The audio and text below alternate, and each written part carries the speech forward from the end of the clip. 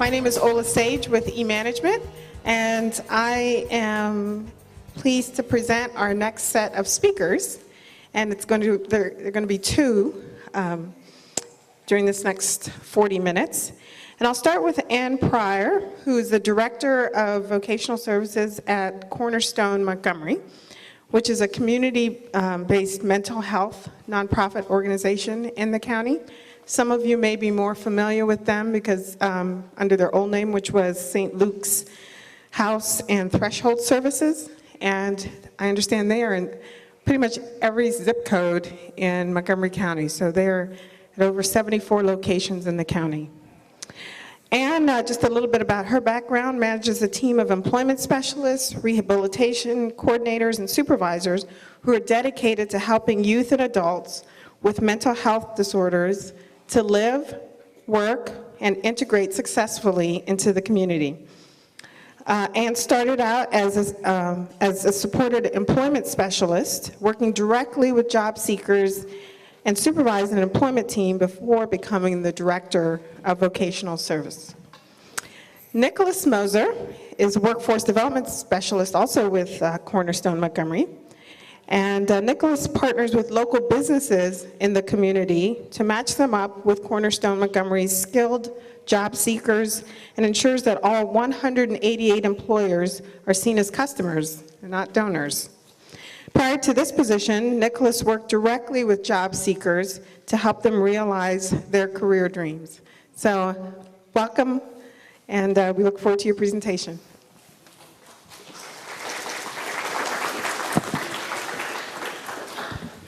All right, thank you. And we're going to go through what we do and why we're successful and how we're successful in getting people back to work. But first, we're going to tell you a little bit about our organization. So before I get started, can you all hear me in the back? Before I get started, I just want to give you some statistics about the number of individuals with disabilities in the United States. So approximately 61.5 million Americans suffer from mental illness in a given year. I don't know if you heard that in the back, 61.5 million. And approximately 1 in 4 of those live in poverty. Cornerstone Montgomery is the largest community mental health provider in Montgomery County. We serve approximately 2,400 individuals with mental health disabilities, both adults and transition-aged youth. We have locations, as was mentioned earlier, throughout the county, and we have 10 recovery-oriented programs that are all tailored to our individuals' needs. Okay, so at Cornerstone, the way that we are fighting poverty is that we are getting people jobs. We're helping them to choose, find, and keep employment and to grow in their career path as well. It's not just about getting that initial job, it's also about how do they get to a job that's a living wage so that they can pay their bills and manage on their own. And although our focus is mental illness and the principles have been researched there, these are principles that you can apply to whatever program, regardless of disability. These are things that work, and we're going to be sharing with you what they are. So you can tweak them, you can make them work for you. So please keep that in mind, and we're gonna have questions at the end, so if you want any clarification, we will be happy to give that.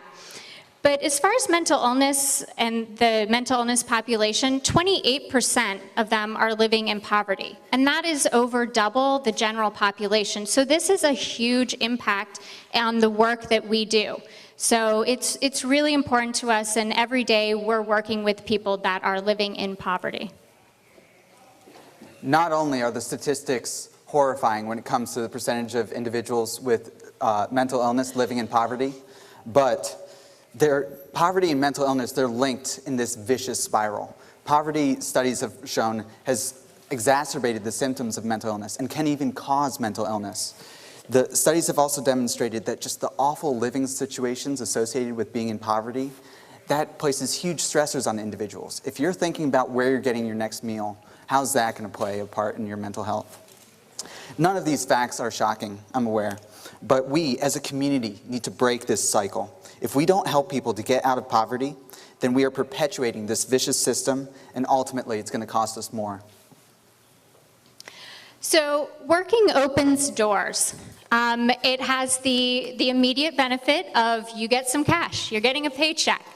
So you can support yourself and you can support your family if you have a family.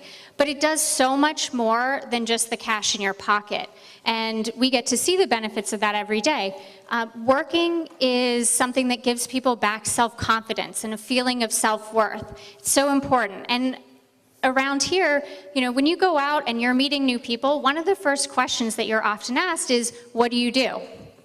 Well, if you don't have an answer to that, imagine how that affects you, how embarrassing that can be, how stigmatizing, how maybe that alone is what's stopping you from going out and to meet new people and to be talking and to be participating in your community. Because when you don't have answers to that question, that can be really hard. Working gives a sense of purpose. It gives you routine. It gives you a chance to be in the community, to be purposefully in the community, and it's putting money back into the community.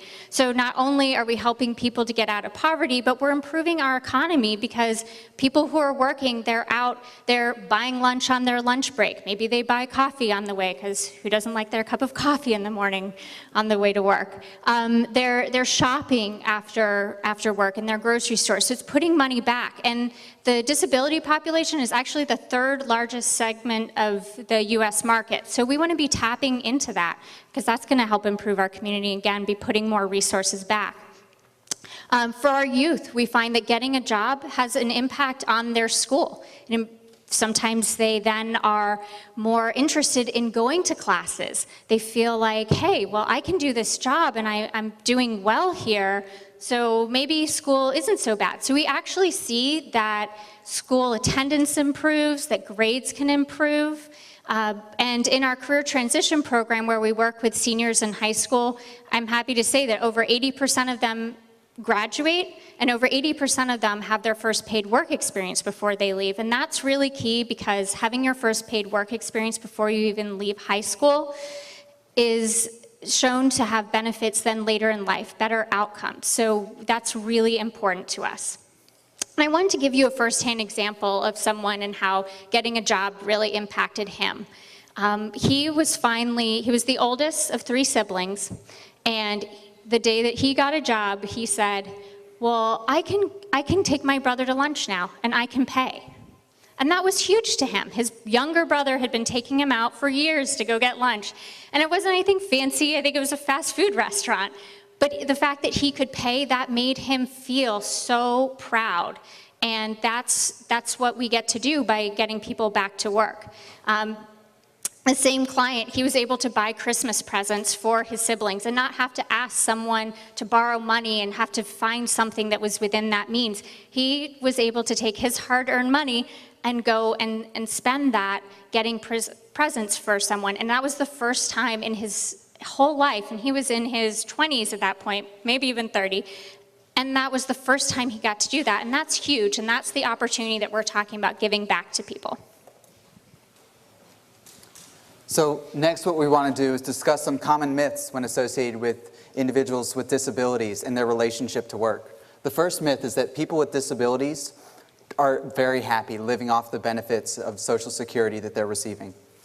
And one thing that I want to mention is this is obviously not true, and we are part of a program, it's called the Ticket to Work program, and I'm not going to go into details about that, but what that is looking at is finding out about giving people education about benefits and their financial choices, and then helping them to get off benefits and stay off benefits. And we're finding this to be successful, and that people are moving off of benefits and reducing the amount of benefits that they're on. Not only that, living off of benefits such as Social Security income means you are living off of $721 a month. That's $721 to cover housing, to cover transportation, to cover food. No way. And over 70% of people with mental health disabilities want to work. And unfortunately, only about 5% can have the good fortune of receiving services like ours from supported employment. So next what I want to do is discuss a bit about our outcomes, but before I do so, I want to give you some statistics just on the number of people with disabilities and without who are employed. So as you may have heard on the various news sources that you listen to, our unemployment rate in the US is about 6.8% right now. For individuals with disabilities, it is over double that, 14.3%. Not only that, nationally, individuals with disabilities, about 19% of them are currently employed. So last year, in fiscal year 2013, we served 473 adults, and of them, 73% were employed. We served 146 youth, and 50% were employed. This year, through February 28th, we have served 435 adults, 67% are employed. Unfortunately, with the snow, it impacted everything, of course, but there's still time. And we have served 132 youth, and again, 50% are employed. And I think it's important to point out here that it costs the state $40,000 to serve a homeless person a day. It costs, for our program, it's $35 a day. And we just talked about the results, so getting people back to work, this really, really helps, and it's a reduced cost for our community and for people who are paying taxes. So how many of you in this room are excited to pay your taxes? Raise your hands. Raise them high, come on, be proud. Right, Yeah. Not that many people, right? So our consumers are actually excited to pay taxes. One of our consumers said that after 6 years of unemployment, I can now live up to my responsibilities as a citizen of the United States. He felt like it was his duty. He wanted to be part of that tax-paying citizen bracket. And again, it's part of being the norm. You don't want to be that group that's over here. You want to be part of what everyone's doing. And think about how inundated in tax season, which is upon us now, we are with commercials and paying your taxes and where you can get your taxes done. So we want to show people, we want people to be part of that community again. And when you've lived off benefits, you value being a part of paying taxes just so much more. It means so much more to you. And our clients also earned, I want to point out, approximately $3.6 million last year. That's how much money went back into the community from our folks going back to work. So the next myth is that people with disabilities can't work. People talk about it being too stressful. Well, think about it. Is it more stressful to be working and have some supports, or to be looking for a job when you really want to work? That can be even more stressful, to be on that end of the spectrum. And we need to make sure that we are focusing on what people can do and what their skills and abilities are. We need to not be making assumptions and judging people by our initial meeting or what we think, or the fact that they're maybe brushing their teeth in a public building because they don't have anywhere else where they can do that because they slept in their car the night before. We need to believe that everyone can work, and I think this is something that is really unique to what we do. Everyone that walks in our door, we feel like they can work. It's a matter of finding the right place and the right job match and identifying those skills so that we can get them set up in a job and feeling confident and giving back. Now, if you've been looking for a job for a long time, it can become a really vicious cycle. You feel defeated, you've been putting out applications and not getting the response. So we're here to help people break that cycle, and we'll talk about some of the ways that we do that so that they're getting calls back and getting interviews, but there really needs to be that all-around support. We need to help people see in themselves what they can do. We need to make sure that we're helping them explore career paths. And we need to give them the opportunity for self-confidence and to believe in themselves. One of the things that we do, which is pretty unique, is we recognize we all have barriers to employment, whatever they may be. As opposed to seeing those barriers and turning people down because they expressed an interest in work, we work with them. We figure out what their barriers are, we determine what their strengths are, and we find a way to make it all work. We recognize that we all have issues going on, but they can all be addressed. We all have strengths too. So I want to give you a couple examples from some individuals we've worked with. One is this man named Andy. We started working with him years ago. He started out as an instructional aide, and unfortunately it didn't work out. He was eventually terminated, and that's when he started receiving benefits. Now after 10 years, I believe, he's gotten to the point where he is working a full-time job, he's a business owner, he's a homeowner, he is living with a woman that he loves dearly, he owns his own car, and he's no longer receiving benefits. And for him, one of the things that he told me is that day after day, what's important is that you just keep fighting, you keep getting back up. He very much likes to embody the imagery of Muhammad Ali. That's a hero of his, and he just wanted to share that. Secondly, I want to tell you about this young woman that we started working with about 2 years ago. She came to us, her primary language was Korean. She spoke a very little bit of English, but honestly, it was something that she was working on, and she didn't really feel comfortable even talking to her own support team in English. She had never worked a day in her life, had no idea what she wanted to do. We helped her get a job. She's now at the point in which she feels confident speaking English. She speaks to customers in English. She has a career goal. She decided, you know what, I want to become a baker. And one of the things that she told me was that shortly into getting her job, this is the happiest I've ever been. So we're going to talk more specifically about what our principles are. So we have 8 principles that are our Bible, if you will, our guiding principles. And these are researched and supported by Dartmouth University. And again, although they're in the mental health field is where they've been researched, they can apply anywhere.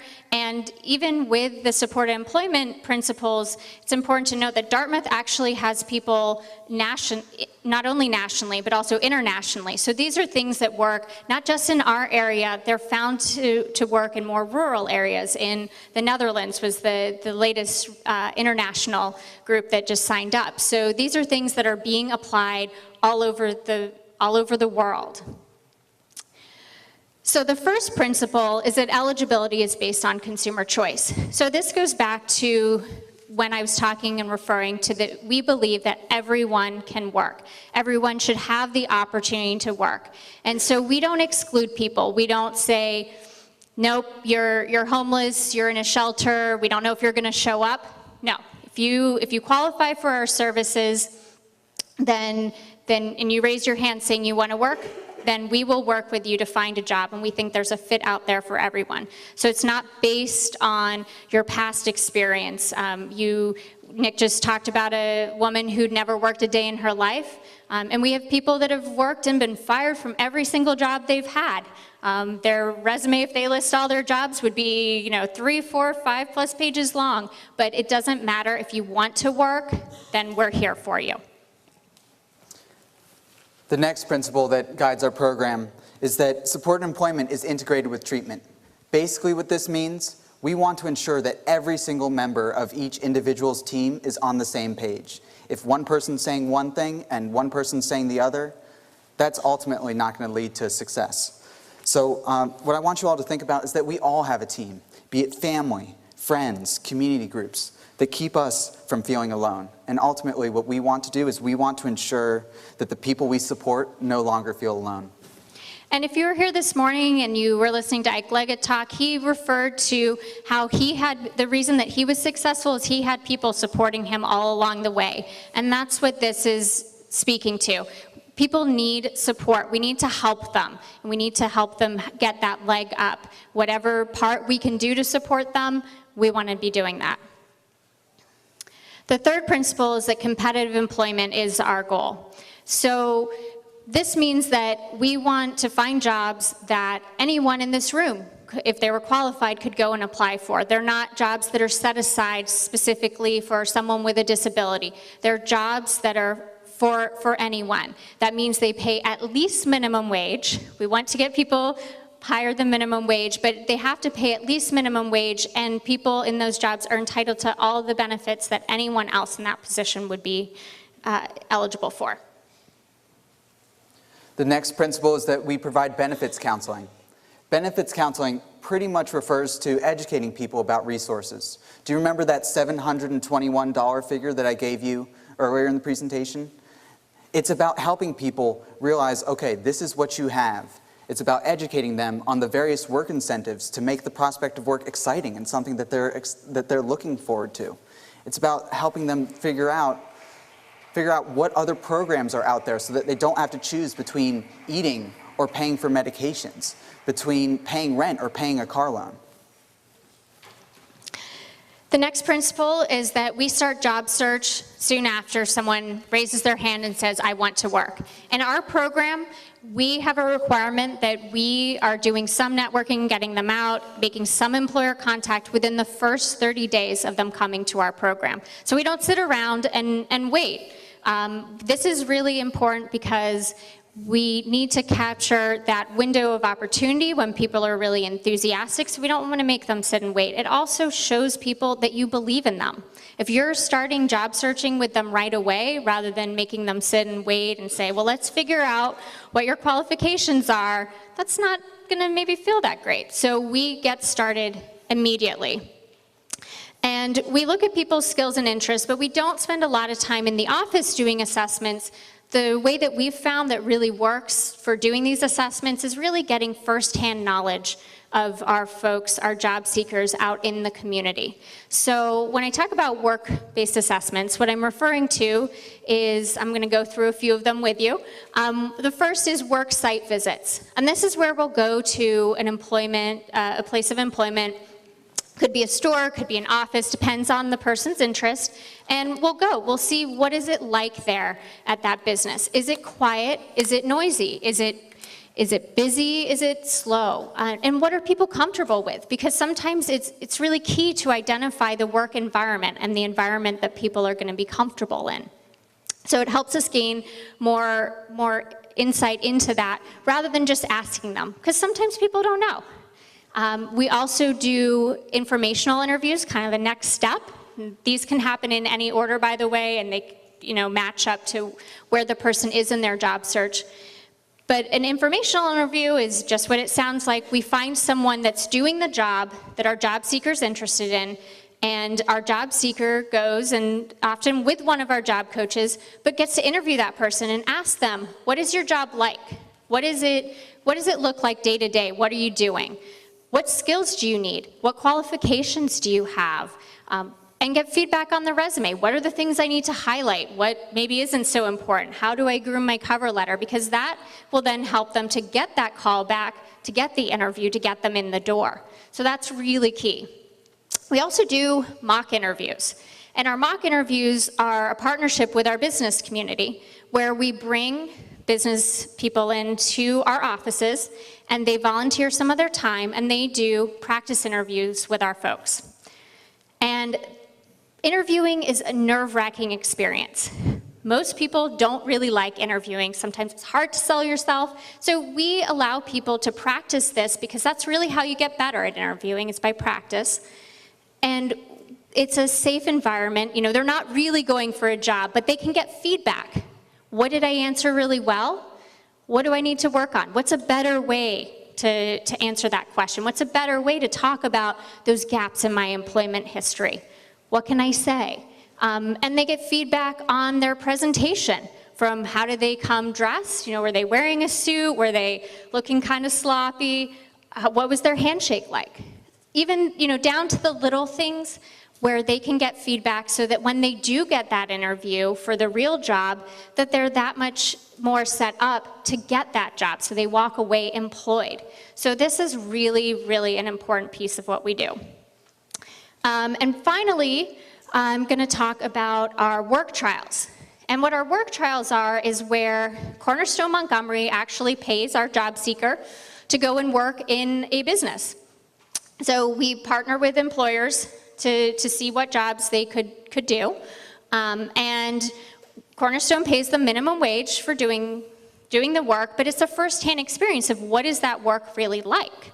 What's it actually like to work in an office for 8 hours? And am I going to get really bored doing that? Do I need something that's more fast-paced? Is this what I thought it was going to be? And it's a great way for employers to also see what our job seekers can do.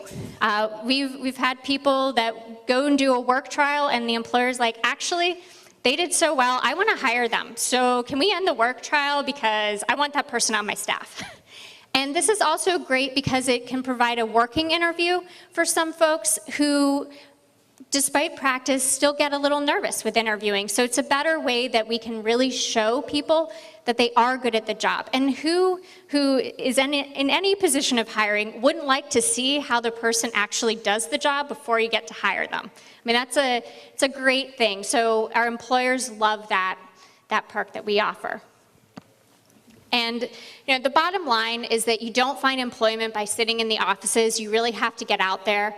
And so we're out there every day in the business community, and our job coaches are out there, and really keeping a pulse on the business community, because that's how we get people jobs. So the next guiding principle of our program are follow-along supports. These we often refer to as job coaching. Essentially what it looks like is it involves going into a business and checking in on how that individual who got that job is doing. These supports last as long as the individuals that we support want. We recognize that it's not just getting a job that's hard. That's half the battle. The other half is keeping it. And who here hasn't had a rough and really stressful first week on the job? Trying to remember people's names, figure out who I'm accountable to, what my duties are, etc. So a big part of what we do is help to provide support with that throughout the employment process. And consumer preferences are important. This is going back to skills and interests. When I was doing this, before I was the director, when I was helping people find jobs, I would tell them, what do you want to do? Because, they ask, they want some guidance, and that's great, and I'm here for guidance, but at the end of the day, it's their job. My job, I would tell them, I have a job. My job is to help you get a job, but you're the one that needs to show up there every day. So it needs to be something that you like, because that's what's going to keep people in the job and help keep them successful. So we really try to match people up, and you certainly start along different points on your career path, but at least the job you have is something that's going to get you to that next step. And that match is just so important. We're not a placement agency. You don't come in. Our folks don't come in and then we check a couple boxes and the next day we've got you out. That would be kind of, we work with people, and a 50-50 model is what we call it, but sometimes that 50-50 might be a little more 90-10 depending where the person is and what their experience is, but we work with someone to get a job rather than just placing them somewhere. And that's important because we don't want to just be trying to fit a square peg in a round hole. We really want people to be connected with their work. The final guiding principle of our program boils down to networking with employers. So many times, most people, in fact, get their jobs through who they know, through their networks of some kind, some connection in some business. And that's exactly what we do. Our staff is out there in the business community networking to determine what businesses are looking for to ultimately find that perfect match between a business need and the right job seeker. For us, the businesses are also our customers, and we very much want to embody that and do embody that in our work. And with business as the customer, one of the really cool things that we do each year is we have an employer recognition breakfast. And what we do is we bring our partner employers in and our community partners, and we also have some of our job seekers there, our successful people there, and they get to talk and hear about the impact that they're having, and it's a great way to recognize all the folks that are helping us to do what we do. So one of the other things that we do is we help people to create jobs. We work alongside with our businesses to do this. So this is a win-win situation.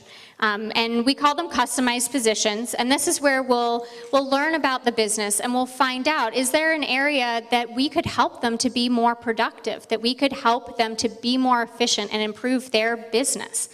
And I know that right now, we're coming out, our economy is recovering, and you might be asking, how are people responding to this? Are you still able to do this even with this economy? And yes, we are. It works, and the reason it works is because we can help businesses, like I said, to become more efficient. We can help with some of those revenue-producing jobs in businesses. If they can be out producing more revenue, that builds their bottom line. So it's a great thing. For example, we have someone that works in a real estate agency. And her job is that she manages the database and she does the mailings, make sure the addresses are all up to date, gets them sent out. And what that allows is for then people who are actually selling the houses to go out and be selling the houses, be on site, to answer calls, to set up to show the houses. And so they may have hired someone that they didn't originally have on staff, but their bottom line's increased because they're selling more houses. So it's a win-win situation for them.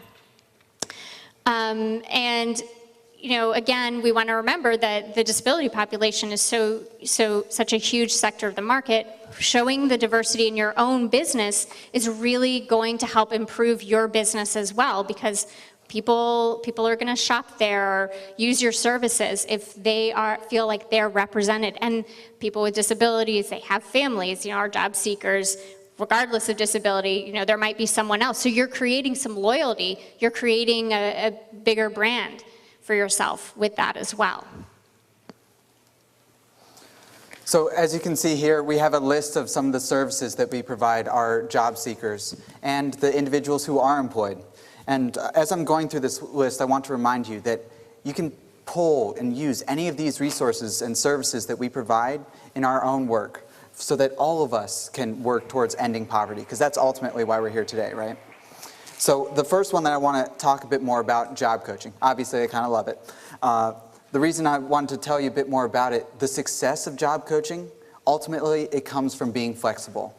Our staff, when a job seeker gets a job, they will be there for a midnight shift, for a 5 a.m. shift. I've worked weekends. I've worked some very, very late nights. And it's all to ensure that that new hire is as comfortable and confident as possible. If they aren't getting the supports they need, they aren't able to grow and achieve their goals.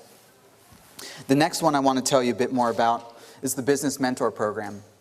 One of the ways that we seek to strive to understand the business community is to get mentored by people who are in the business community so that they can teach us the business language, so they can teach us what their needs are. And ultimately, we can seek to find that perfect fit that I've been talking about. Lastly, I want to touch upon the career advancement supports. So essentially what those are, we recognize that so many people work on the career ladder in which they're trying to work their way up, build their career, etc. We offer educational planning, and we offer ongoing supports that may involve gaining access to additional resources to help ensure that our job seekers and employed clients are working their way up. Remember that story that I told you about that young woman who wants to become a baker? That's exactly what our program is about. We don't stop once they get a job. We keep going. We keep helping them pursue their dreams. So our goal is for everyone to be economically self-sufficient, out of poverty, have stable housing, be able to pay their bills. And a job is a big part of this, but we also recognize that there's a lot of financial education that needs to go along with this. So we're trying to train our job seekers. What do they do when they get that paycheck? How do they budget? And we have a really new, exciting program that we're trying to start, which is individual development accounts, which is where it's a matching savings fund where people can save $1,000 and we match it, so 3-to-1. And we'll be able to then put $3,000 in, they can come out with $4,000. But during that time, not only do they get that money, and it has to be for specific goals, but during that time, they also have to go to financial education classes. So at the end of the day, when they're done with that period of saving, they've gotten used to the idea of saving, taking a little out of the paycheck to create that safety net, but also they know so much more because they've had over 10 hours and had our continuous supports, so that when they maybe make a bad choice with their money, that we don't say, oh, you're done. We help them get back up and get back on track. So that's a really neat service that we're hoping to offer soon. So, call to action for you guys, get involved. There's so many different ways that you can get involved, that we all need to do something. This isn't just one of us up here. You know, we have a ton of people that are out there looking for jobs that are maybe trying to overcome some barrier, no matter what that barrier is. And we want to work with them. We want to help our business community be stronger. So get involved. If you're an employer, consider hiring one of our job seekers. But first, tell us a bit about what your needs are, or give us a tour of your facility to help us better understand how we might be able to help you. And volunteer. We talked about the mock interviews, the business mentorship program, and we also have a ton of other different ways that you can volunteer. So if you're interested, we have a table right outside, so please come and talk to us if you'd like to do so and learn more. And I think we have time for some questions. Yes. My question is that you said at the beginning that right after consumer myths was that SSI is $721 per month, and that your services versus disability services is like $4,000 per day versus $15 per day? It's $35 for the vocational services. The research has shown that it's $40,000 to serve someone who's homeless. All right. How would you break that down, just in general figures? I mean, that's so huge.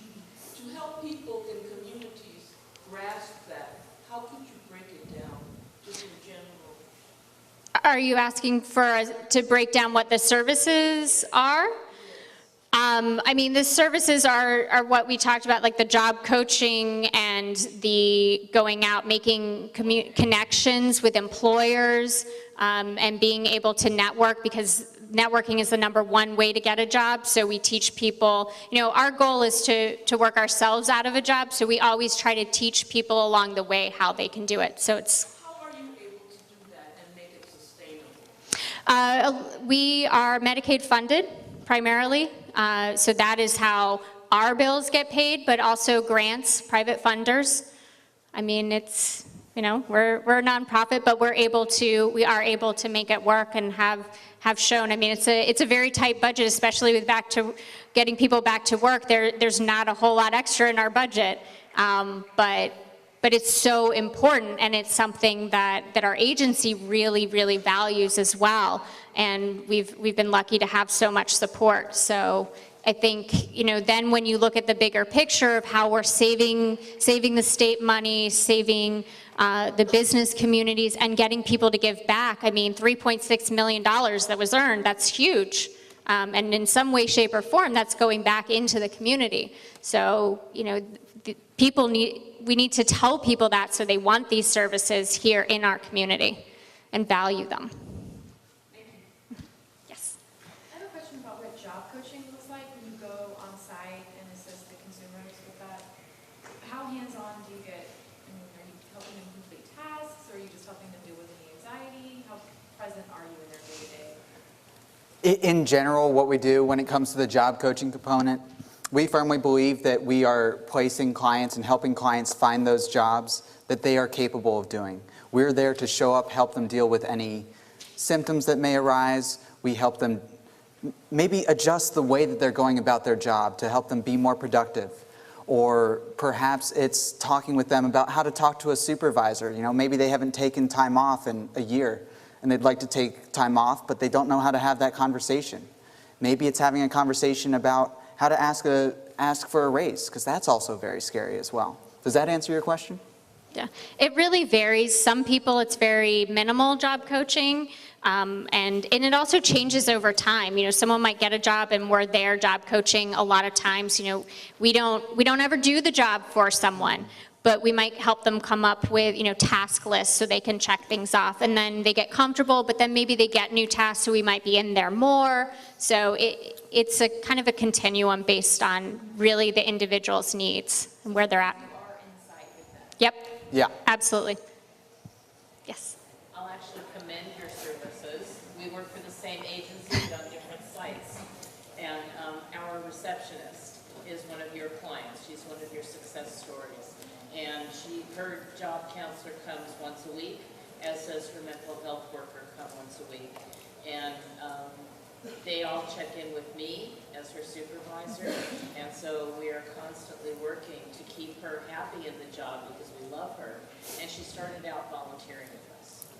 And that's a key point. We check in with the employers, so we make sure their needs are being met as well, because again, business is the customer as well. Yeah. Okay, this is the last question, sorry. Our question for you is all these mental disease patients have, they tend to self-medicate themselves. They go out and, and look for drugs. How do you, I'm sure you have these challenges with you. How do you deal with them and let the employer know that this will go away as soon as they, they are brought into the Well, it varies. We definitely have people that are substance users in our program. Sometimes that means they don't get the job because they didn't pass the drug test. But if you're looking for a job, and again, that doesn't exclude you from services, but we want to, it allows us to have the conversation of, okay, so are you going to pass the drug test? Okay, well, so you don't think you're going to pass. Well, do you want to work? Because most places are going to do drug screens. So then we can work with people. Sometimes they want a program. They want to do AA, NA. Sometimes we talk about, well, if you're going to have this job, you can't drink the night before. We're not going to, and sometimes we might say we can't support you in getting this type of job because right now that would be a risk. So we also have a program that deals with dually diagnosed, so we have a lot of resources, so we try to incorporate, but working can have a great impact on substance use and sometimes is the inspiration for people to stop using and stop self-medicating. Thank you, everyone. We'll be out at the table if you have more questions. Yeah.